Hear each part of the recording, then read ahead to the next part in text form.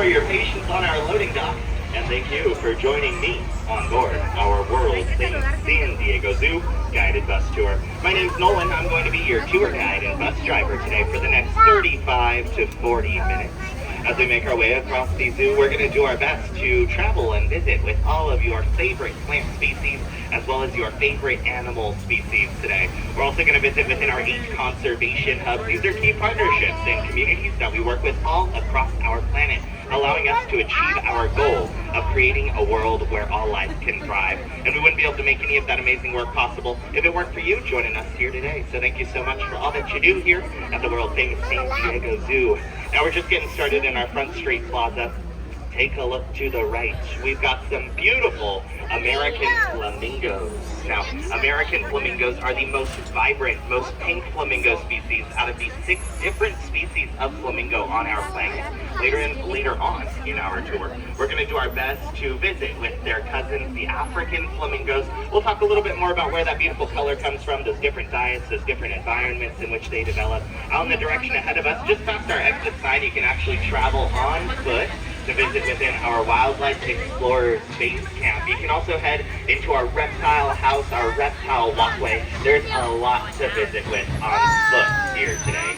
But we're just getting started on our guided bus tour, and we're going to visit with a lot of our zoo today, about 70% of our zoo along our bus tour. But before we get too far ahead, I would love to share with all of you a few of our safety rules for today's travel. Please make sure you keep all hands, feet, and personal items inside the bus at all times.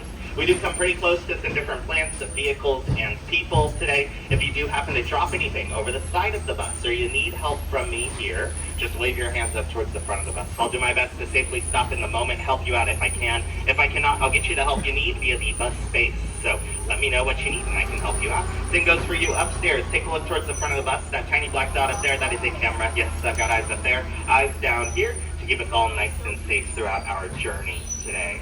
Now, as we do head on forward across our zoo, you might notice we're not only visiting with beautiful animals, we're also visiting with amazing plants. We've got plants all around us here in our lost forest, and this is a small fraction of the over 3,100 different plant species within our collection. We've got so many different plants, some of these being endangered, some of them vulnerable, some sensitive, and others you can only find here within our collection. So hopefully we'll have a chance to chat more about some of those beautiful plants as we do venture across our zoo. But right now we're going to make our first pit stop in Southeast Asia to hopefully visit with a Malayan tiger. Coming up on the right, we've got our Malayan tiger habitat home to our male. I believe this is Connor. I do think he's hanging out down in this lower part of the habitat here. You might have a view down into that space from here on board the bus tour. Now we do have 2 male Malayan tigers. That includes our adult male. His name is Connor, as well as his younger brother, Virani. Now Connor and Virani are brothers. They are on 2 separate habitats, however, and that is because they're highly territorial. They don't really love each other's company. And that is a great way for us to keep them nice and separate down here on our walkway. Now, if you do come back through here, you can visit with the both of them. But unfortunately, for our 2 male Malayan tigers, as well as Malayan tigers in general, they are classified as an endangered species. There are only around 200 to 300 individuals remaining in their natural spaces, unfortunately, due to human conflict or development throughout those natural spaces. Now, as we do know that they are an endangered species, we've actually got a great program here at the San Diego Zoo, not only for our Malayan tigers, but for all of our endangered plants and animals. It's known as our Species Survival Plan. In partnership with the AZA, we've got this Species Survival Plan, kind of like a dating site for endangered species, if you will. Now, it's a great way for us to put them in contact with other members of that same endangered species at different zoos and organizations to hopefully find their perfect match. And with this perfect match, we can bring future healthy populations back to those natural spaces. Now I see some oohing and awing. You might see a hippo hanging out to our right. We do have 3 female river hippopotamus down here on Hippo Trail. Now Hippo Trail takes us into Africa. We've got our African savanna meeting our African forest. And out there in the distance, just behind our female hippopotamus right now, we've got our okapi habitat. That is our African forest space. Although I'm not quite seeing our okapi at the moment. Now we do have 3 female river hippopotamus and a group group of hippopotamus is known as a float of hippos. So we've got a great float here, and we've got a newest member. Her name is Guadalupe. She actually joined us about a year ago from Woodland Park Zoo in Washington. She came on down here because unfortunately she lost her original float of hippos. She had no one in her habitat with her, so she came on down here to join our two ladies and form another great float. She's got some great bonds and relationships. But you might notice when you come back through here, they're usually hanging out in that lower watery portion of that habitat. That is because hippopotamus do not have the ability to float or swim, and that is because they weigh around 3,000 pounds. They do spend a lot of their time within that water, and that is because of their joints, their muscles. They weigh so much that it's a great form of hydrotherapy hanging out within that water, keeping their muscles tense and relaxed throughout the day. But, oh, take a look to the right. We're moving up down to the bottom of Hippo Trail here, and we've got one of our very young red-tailed swinions hanging out with us here. Now, we do have two red-tailed swinions. That one closest to us is actually a baby who's about 8 months old. Those babies are here on habitat. We've got a lot of babies at the zoo right now. But you might also notice on that back left corner next to that brown door, we've got a red-tailed, or a Allen swamp monkey hanging out there, as well as 2 spot-necked otters somewhere in the watery portions of this habitat. Now these 3 species share this space, and it's not because we don't have room for them here. It's actually because these 3 species would typically, out in nature, share the same riverbanks throughout their natural habitats. They form symbiotic relationships with one another, and by having them here within this habitat together, they have social enrichment across species. It's a great way for them to still form those symbiotic relationships, living as close to a natural lifestyle as they would out in those typical environments of those riverbanks again. Now we do have babies all across our zoo. We've got babies here, we've got babies in different spots that I'll point out later on. But we've got babies, and that's because spring was in full force. We're now in summer here, and it's starting to warm up as you can feel it. So you'll have a chance to visit with these babies. They're a lot more active during the day, so we'll have a chance to visit with them, hopefully, along our bus tour as we do continue. Now, as we do head around this corner to the left, please take a look to the right. We've got map marker number 15. We've got map markers located all across our zoo. You can find corresponding map markers on our physical paper map, as well as our digital map that you can download from our San Diego Zoo app if you'd like to. Those map markers really do help you out, as we've got around 100 acres of property for you to visit with today. It's very easy to get turned around, so definitely use those map markers to find yourself and your next favorite animal sighting. And here's our next animal sighting coming up on the left. We're still in Africa for a little bit, but we're in our African salt marsh, and you might see a pretty familiar looking bird on our left. This is the African flamingo species, distant cousins to our American flamingos we saw in our Front Street Plaza. And you might notice there's very obvious one key difference down here. That is their vibrancy. For the most part, African flamingos and American flamingos, these great phenotypes, so these beautiful shades of pink that we see within our flamingo species.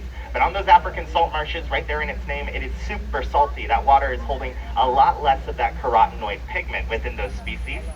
And you might take a look to the right and see some awesome bloomage going on right now. If you're from San Diego like I am, you might notice some of these beautiful plants look familiar. We've got Nasturtium, Ceanothus, our coastal live oak, California sunflower, all of these beautiful plants that help to make up our San Diego native plant garden. Now here at the San Diego Zoo, these plants help to enrich natural biodiversity here in the Southwest. And we're able to help participate in keeping all of those native pollinators around, like bees and butterflies, as well as great seed dispersal techniques from various birds, rabbits, and squirrels, all of those great critters to enjoy the health of our community just as much as we do. And I love to bring these plants up, not only because they are important, yes, but prior to working here at the San Diego Zoo, I used to work for the San Diego Habitat Conservancy, another nonprofit here in Southern California, and we would do our best to help keep an eye on fragmentation or development within spaces where vulnerable and sensitive plant and animal species typically develop throughout these landscapes. Now that's a great way for you to also participate in local conservation within your own home. If you're looking to do more, you don't need to join the San Diego Habitat Conservancy, but if you love to garden or you love to plant plants, you can plant native plants to your front yard, backyard, balcony, wherever you live.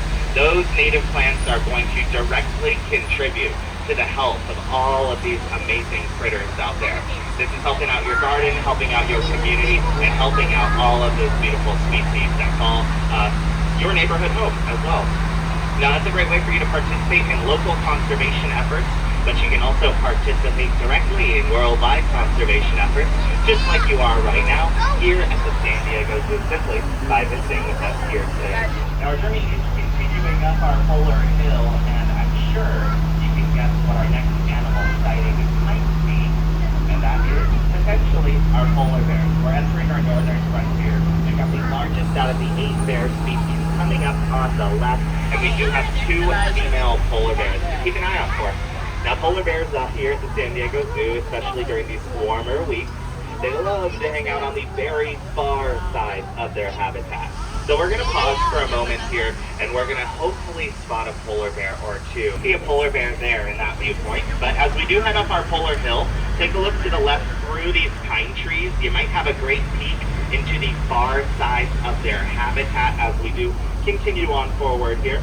If you don't see a polar bear on your left, take a look to the right. We've also got the Messian aborty pig hanging out here, and then one of my personal favorites on our polar hill. This is our male southern Garanum coming up just back there. You can see that beautiful long neck. Now, Garanum translates to giraffe neck in Swahili, and they are a browsing species. They're typically feeding on those lower hanging tree leaves that are up above them. Oh, so long to our male southern Garanum, and it's the best. But we've also got grazing species opposing to those browsers, like our Chicoan peccary on the right. They're typically feeding on what's found down below them, that grazing feeding behavior. Now, we have grazers, we have browsers here at the San Diego Zoo for you to visit with. But as we do reach the top of our polar hill, I'd love to inform you all that this is the furthest point from the front entrance and the exit of our zoo. If you're following along on our map, this is the lighter blue portion at the very top of your map. You can find the Sky West here, and if later on you find yourself back here and your feet have become tired from exploring, you can hop on board that Sky West, and it'll help take you back towards our Front Street Plaza. It is included with your general admissions pass for the day, so I do encourage you to use that resource if you'd like to later on in your adventure. But we've got some more resources I'll be pointing out for you to utilize later on today. And as we head on forward down here on the ground floor, take a look around to the left. You might see, hiding within that cave, or just sticking out of that cave, some whiskers, a tail, maybe some ears. And this habitat is home to our North American mountain lions. Now, our 2 mountain lions here also help us represent our rescue programs. Not only are we a home for endangered or vulnerable plants and animals, but we are also a worldwide rescue organization. These 2 sisters here are named Sierra and Tahoe, and they were rescued just outside of Idaho at around 3 months old. Unfortunately, the United States Fish and Wildlife Department found that they had tragically lost their mother. They were unable to fend for themselves, and they were only 3 months old. They were drifting further and further apart from one another. Now, because of this, we rescued them. We brought them here to the San Diego Zoo, providing them with a great space, and hopefully in the future, a great opportunity, and contributing directly to healthy populations of mountain lion here in North America. Now, mountain lion are classified as a small cat species, just like your cats at home. And they've also got very similar traits, like their crepuscular lifestyle. You'll soon find that this crepuscular word is one of my favorite words here on our bus tour. I'm going to say it about 30 more times through these next few habitats, because we've got some crepuscular critters to hopefully visit with. Now, take a look to our right. We've just entered our maned wolf habitat. Take a look behind the bamboo in the back of the middle of the habitat. You might see some ears back there, maybe some orange fur. And if you can't quite see our maned wolf, take a big deep breath in. You might be smelling her right now. Maned wolves are not related to wolves nor dogs. They're their very own species of canine found throughout South America, Argentina, and Bolivia. And they are solitary creatures by nature. This skunk-like odor in the air that you might be smelling is thanks to our maned wolf. They are solitary naturally, so they're marking that territory. They've got great scent marking and scent tracking capabilities. When they use this scent, they're communicating with other maned wolves, letting them know that there's already a maned wolf in the neighborhood, and it's probably best if they turn around and head in the other direction. Now, this scent can be smelled by maned wolves up to 100 miles away. That is a pretty great adaptation when you love your peace and quiet out there throughout South America. But we've got some more crepuscular siblings to visit with coming up on our right. Hopefully, this habitat is home to our 2 African lions, who I don't know if I'm seeing at the moment. Oh, I do see one of our African lions, actually, our female lioness. Take a look to the top of that wooden structure at the front left of our view. You might see some ears up there. That's Miss Ellen. That's our female African lioness. She does share this habitat with her brother. His name is Ernest. And Ernest and Miss Ellen were born at the San Diego Safari Park back in 2014. They came down here in 2020 to help us represent our Savannah Conservation Hub. Now, through the Savannah Conservation Hub, we've got some great partnerships, including one of our popular groups out there in northern Kenya named the Kiwaso Lion Sanctuary. Actually works directly at helping to preserve natural spaces throughout the plains in the savannah so that our large predators can continue to thrive out there, just like our African lions here. Now, our African lions are crepuscular. Yes, they nap for about 17 to 20 hours of their daily average activity. And that's not because they are lazy. It's actually a great way for them to build up their energy so that when the sun starts to set, that changing scenery, they can use it to their advantage, allowing them to hunt more successfully for some of their much faster prey out there in those plains of the savannah. But take a look just up ahead to our right. Within this rocky structure, you might have a great view of our female jaguar. Her name is Nigiri. This is a great view of her beautiful spots, those rosettes on her fur coat. Now, those rosettes are not just for looks out in the Amazon rainforest. They're actually an expert form of camouflage, allowing her to mimic shadows cast by the tree leaves and the canopy above her. So while she's down on the ground floor, she can blend in perfectly to that surrounding vegetation. Now, you might see, for us humans, they've got that tan-colored fur coat and those black spots all over. But to her prey, who have less color visibility than we humans do, they're going to see her just how we see these green leaves on the right of the bus. They're going to see her as a big green and black jaguar, and she's blending in perfectly to that surrounding vegetation out there. That is what classifies jaguars as top predators throughout the Amazon rainforest, but they're also classified as top predators, and that's because they are the strongest cat on our planet. Their bite force is about 2 times greater than any large cat species on Earth, including the African lion. The African lion's bite force is about 700 pounds per square inch, which is already quite the bite, but the jaguar's is about 1,900 pounds per square inch. That gives her the second name, which is the skull crusher of the Amazon. Our beautiful skull crusher Nigiri gave us a great view here, but we're in Elephant Odyssey, so we've got to see some African elephants. And I think we see some ears flapping in the distance here. As we come into this view, we've got a kind of an obstructed view thanks to our utility down here. But we've got our African elephant. It looks like potentially our female African elephant is hanging out down here. She's got the most impressive tusk structure, but I can't quite see those tusks from my seat here, so I could be mistaken. But our adult female, her name is Shaba. She is our eldest as well as only female African elephant here at the San Diego Zoo. She is 45 years old. She is beautiful, she's healthy, and she's also got the most impressive tusk structure out of all 4 of our African elephants. Now, it looks like she might be taking a nap right now. African elephants do nap on their 4 feet. Unless they are extremely exhausted, then they'll take a nap on their side. But we've got, I think, Shaba down here, which means we've got 3 more African elephants to visit with as we head around the corner to our next Elephant Odyssey habitat. Now, on our right, we've got our Elephant Care Center. And this is a very similar facility to our animal hospital here on grounds, but it's built specifically within our African elephant habitat. And this is because African elephants, on average, weigh about 4 to 7 tons in body weight. 7 tons maxes out at 15,500 pounds. And while they are excellent at carrying themselves on their 4 feet throughout the day, it's pretty difficult for us to transport them up and down these large hills when they need things like dental work, a doctor's appointment, or their favorite, that's the weekly mani-pedi. All that beautiful work happens right here within our Elephant Care Center. As we do head on forward here, we might have a chance to see a few of our males hanging out in the distance. It looks like our animal care specialist might be providing our African elephants with a refresh right now. Oh, you know what? I was mistaken. This is Shaba here. Sometimes our animal care specialists will swap their habitats as a great form of social enrichment without ever having them on the same space, Shaba and our younger males. So that had to have been one of our males in that first habitat back there, but this is Shaba here. Again, our 45-year-old female African elephant. And African elephants love each other's company, but they love to eat. And our animal care specialists are providing them with lots of fresh snacks right now. While our Africans eat all throughout the day, they're usually consuming around 130 to 300 pounds of vegetation every single day. That is a whole lot of eating. It makes up about 10 hours of their daily average activity. You can see she's eating right now. She's using that trunk to her advantage. She's got two very important muscles on the tip of that trunk.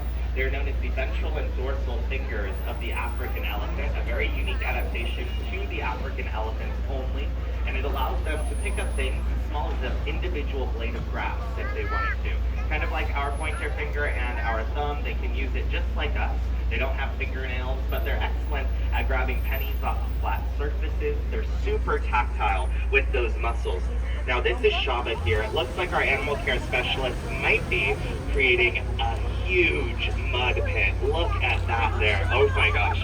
I hope you come back through here on our walkway and get to see our African elephants hanging out in that mud pit. That is a great experience for our African elephants. Especially when it's nice and hot like it has been recently, they're going to coat themselves in a huge layer of mud. A nice thin layer all across their body, and they're going to use that as natural sunscreen, allowing them to reflect a lot more of those UV rays, staying nice and cool, and protecting their skin, as it is pretty sensitive, although it might not look like it is. But it is pretty sensitive, and those UV rays are constantly pounding down on the backside of the African elephant. So definitely got to make your way back through our walkway to hopefully see Shaba enjoying that mud pit up here. But we've got some dromedary camels hanging out on our right. Dromedary means they have one hump on their back. Bactrian means they have two humps on their back. We've got dromedary camels here at the San Diego Zoo. But they're leading us into our next conservation hub. We're headed on up towards our Southwestern Conservation Hub, coming up on the right. One of my favorite animals here at the San Diego Zoo. This next habitat represents our Southwestern Conservation Hub, allowing us to represent portions of Zion National Park in Utah, the Grand Canyon area in Arizona, and even Baja California in Mexico. Take a look to the tops of these trees, or maybe that boulder out there in the distance. This is our California condor habitat. California condor are some of the largest flyers in North America. That one down there was not a condor, that was a common raven. Yes, we do have common ravens here as well. They do have symbiotic relationships out in their natural habitats. But California condor are the largest flight birds in North America. Their wingspan fully extended from tip to tip is about 9 to 10 feet on average, or about the width of this bus, including the mirrors on each side. It is very impressive when you get to see them soar across those natural spaces. But unfortunately, in the year 1982, scientists found that they were being affected by lead poisoning, and that is because they are scavengers. Scavengers feed on carcasses that other animals have left behind, and in this case, they were feeding on carcasses that hunters have left behind throughout the Southwest, leaving all of those lead bullets within these carcasses, making it easy for our California condor to consume that lead. Now, they were dying off. There were only 22 individual California condor in 1982. That's less than the amount of people on the lower deck of this bus right now. And in the year 1987, we partnered up with LA County Zoo as well as the government of Mexico, and we were able to help form the California Condor Recovery Program, bringing their numbers up to where they are today, which is upwards of 600 individual California condor all throughout the Southwest, making it one of the greatest feats in conservation science here at the San Diego Zoo. And of course, you're contributing directly to all of that beautiful work just by being here today. Now take a look to the right. We've moved on back to Africa. We've got a lot of Africa to visit with here today. And I see a great display going on to our right, just below that termite mound. You might see an individual meerkat standing up on their hind legs. This is a natural instinct that our meerkat is portraying right now. It's known as sentry duty. Now, while the majority of the community is down on the ground floor, there's always going to be an individual on the lookout. That individual is taking a look out for predators across the horizon, maybe large birds, large snakes, large ground mammals like jackals, and that is a great way for them to protect their community. Now take a look around. The landscapes are starting to change. When you take a look to the right, you might see our Africa rock copy. Africa rock copy are these large, bouldery landscapes, and these spaces are perfect for smaller species like trumpet or hornbill I see on the right. We've also got species like our cliff springer, rock hyrax, dwarf mongoose. You might see a few in this next habitat. But these species enjoy these smaller cracks and crevices from these large boulders, or Africa rock copy, so that they can hide away from their predators throughout the plains of the savanna. Nice volcanic protrusions, providing them with excellent shade throughout those hotter parts of the day. But when you come back through our walkway, you'll have a much better view into this habitat, as well as a great opportunity to visit within our Ethiopian highlands. One of my favorite spots to walk through here at the San Diego Zoo. And I've got a question for everyone on board. Who here loves plants? Wow, that's a lot more hands than we usually get on these bus tours, so I'll take it. I love plants too. How about I rephrase the question? How many of you here love breathing? Actually, less hands. That's impressive. So, as humans, we love breathing, we love oxygen, and that's because of all of these beautiful plants we see on our right. Not just these plants, but plants across our planet. These plants in our Ethiopian highlands give a great display of a much more arid landscape, different adaptations, unique shapes and sizes, things like our Madagascar ocotillo, the Madagascar dwarf palm, all of these plants that have adapted to thrive with lack of transpiration or loss of water out there. Now, these plants you can visit with closely down on our walkway, but we've also got access to our self-guided botanical tours all across our zoo. You'll just keep an eye out for a little green bubble. It says trail begins here. On that green bubble, a QR code, you scan it, you get a huge scavenger hunt full of plants. You'll learn all about these unique adaptations. You'll get to admire these plants maybe for the first time and learn about vegetation in the world of conservation science. Now, if you don't love plants too much, this might be your favorite garden coming up on our left. Yes, our Boardwalk Beer Garden. You can support conservation science with a Panda Pilsner if you'd like to later on today. Now, we've got water bottles as well, popcorn, your general admissions pass, and even an annual membership. All of these purchases that you might make today go directly into sending our scientists and conservationists across the globe, allowing us to directly contribute to endangered plants and animals, or the health of endangered plants and animals across our planet, of course.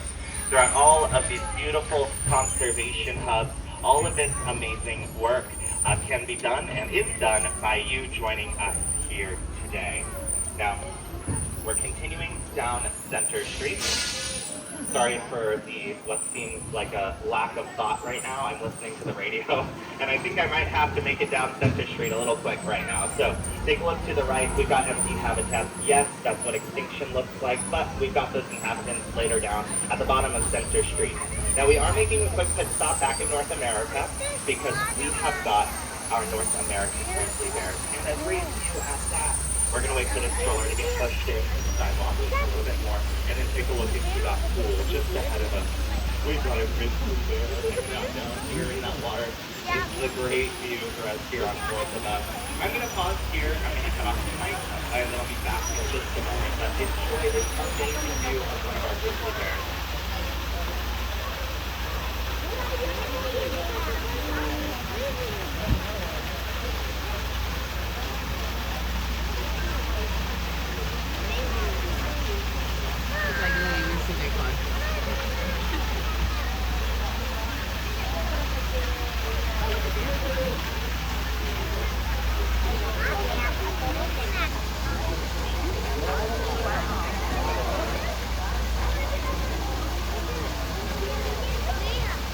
I didn't even see our second grizzly bear down there in the pool.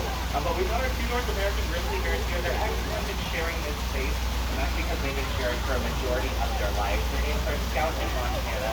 They're another pair of rescued siblings here. They're brothers. They grew up out in the Yellowstone National Park area. And at around 10 months old, we rescued them in partnership with the United States Fish and Wildlife Department because, unfortunately, their mom was teaching them some pretty dangerous hunting habits. She was taking them into local campsites, teaching them how to dumpster dive, and that's not too safe for either party involved. Our grizzly bears nor our students out there. trail. I do have to speed up a little bit and head back to the top of Africa Rock for that last radio call. So we're going to do our best to visit with these species here. I won't skip out on you, I promise. But we've got some black bears visiting us, or to visit with on the right, hopefully. Now our bears are just like us humans. They love to sleep in, but they also love the shade when it's warm out. I see some blobs of black fur back in that cave there, so you might not have the best view of our flock bears from on board our bus tour right now, but you can, of course, come back through Center Street all day. You've got great views of our bears here in our open-air habitats. We were pioneers of open-air habitats here at the San Diego Zoo. We were the first of its kind in the United States back when those habitats here on Center Street actually were developed. So pretty amazing. We've got those open-air habitats for you to visit with. We've also got to the right our Sun Bear Trail. That's the walkable part of our zoo. You can head through Sun Bear Trail and you can visit with our Francois Langers we see on the right with that beautiful facial hair, those white sideburns. We've also got our female sun bear in there. Her name is Marcella. She weighs in at a whopping 90 pounds. She is very small. And that is because sun bear are the smallest out of our 8 bear species on our planet. We've also got mandrill, colobus monkeys, and then directly ahead of us, Wame Cafe. Now this is the very bottom, very center of our zoo. All roads that lead from here do lead uphill, and if that makes you uncomfortable, the thought of walking back up all these large hills, that's alright, make your way downhill. You can find a great big tower here in the center of our view to our left. That is our elevator tower. Thanks to those beautiful elevators, you don't have to worry about heading up those hills on foot. You can head back up towards the top of our zoo, through treetops, way back towards the front of our zoo if you'd like to, or you can head across Basher Bridge directly into Elephant Honesty. So, lots of great resources for you to work with today if you do want to enjoy your time just a little bit more. Now we're going to head through Africa Rocks back up towards the top of the zoo, and I've got to head off mic one more time.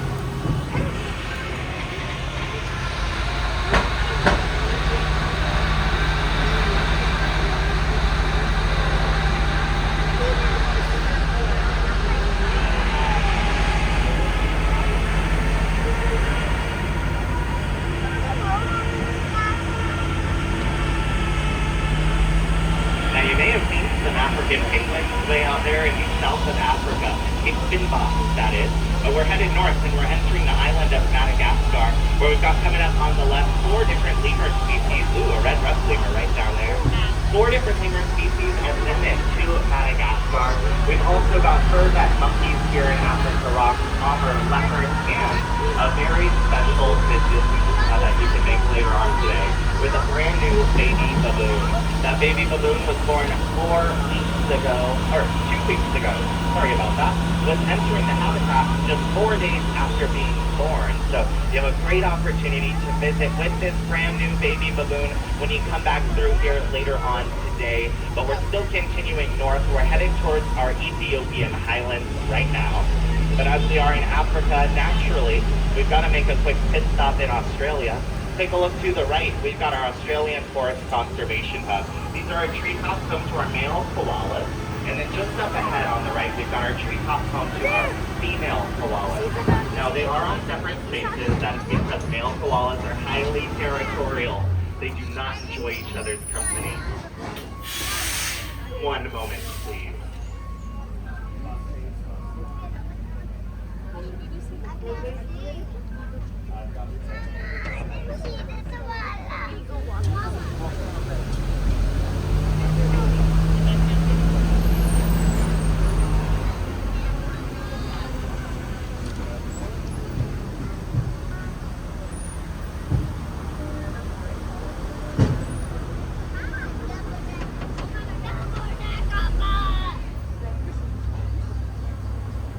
Wow, lots of crazy things going on right now, but we got this, we're pulling through. We're headed here to the top of Africa Rocks. Again, we're in Australia. We've got on our right our female koalas here, and we've got lots for you to visit with, including 3 brand new baby koalas that were just born 8 months ago. Now we've got 3 baby koalas on habitat. If you love koalas, you might love baby koalas even more. So definitely make sure you stop here. And then you can head into our urban jungle. When you head down that way, We've got our baby giraffes as well. We've got Maasai giraffes here at the San Diego Zoo and 2 babies on that habitat. Definitely worth the visit. Our urban jungle is one big loop, so it's going to provide you with a great view of all of these different species, including our rhino mata, our giraffes, and our cheetah, of course. But to our left, if you follow this pathway in the direction that the bus is moving right now, we're headed back towards where we began our tour together today. That's our Front Street Plaza, of course. But unfortunately, our time together is coming to an end. We're headed to our unloading dock, and as we do, I'd love to send you all off with one last big thank you so much for joining us here today. We truly wouldn't be able to make any of this amazing work possible if it weren't for you walking through our front doors. You are an ally for wildlife just by joining us here today, but you can do more within your own home, like things that we talked about earlier, sustainable agriculture, planting those native plants to your community, or just using less energy. All of those efforts make you an ally for wildlife, and you allow us every single day to achieve our goal of creating a world where all life can thrive. Now, my name is Nolan. It's been a pleasure taking you across the zoo. If you have any questions for me as I do unload you from the bus shortly, please feel free to ask. I'm happy to help you out, maybe point you in the right direction here to send you off on your next adventure. But again, thank you so much for joining me here today, and I hope you enjoy the rest of your day here at the world famous San Diego Zoo. Thank you so much.